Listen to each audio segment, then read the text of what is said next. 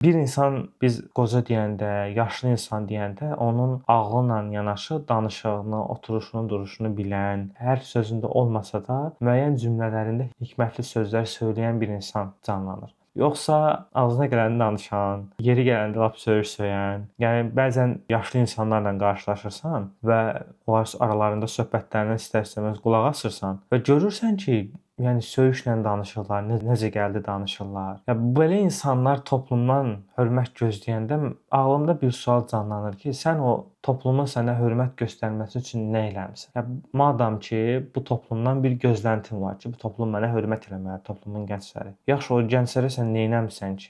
Yeri gələndə hansı hərəkətinə görə sənə hörmət eləməlidirlər? Bunu da düşünmək lazımdır. Yoxsa mən gəldim, mənə yer versinlər. Və niyə versinlər sənə yer? Yaşın başa düşürəm, yaşın verdiyi insanlara şey var, qocalığın verdiyi xəstəliklər, ehtiyaclar, bunları başa düşürəm, amma sən özün o situasiya yaratmırsansa, bir növ ətrafında bütün gəncləri qıcıqlandırırsansa, onlara qarğış edirsənsə, bu insan sənə niyə hörmət etməlidir? Şəxsən açıq deyim ki, o qarğış edən yaşlı insan və onun timsalında bütün bu cür davranan insanlara həqiqətən hörmət olunmalıına dəyməz. Çünki bu insan ilk başda özünə hörmət eləməli, açıq deyim, və eləmədiyinə görə ətrafdakı insanlara bu şəkildə davranmış olur.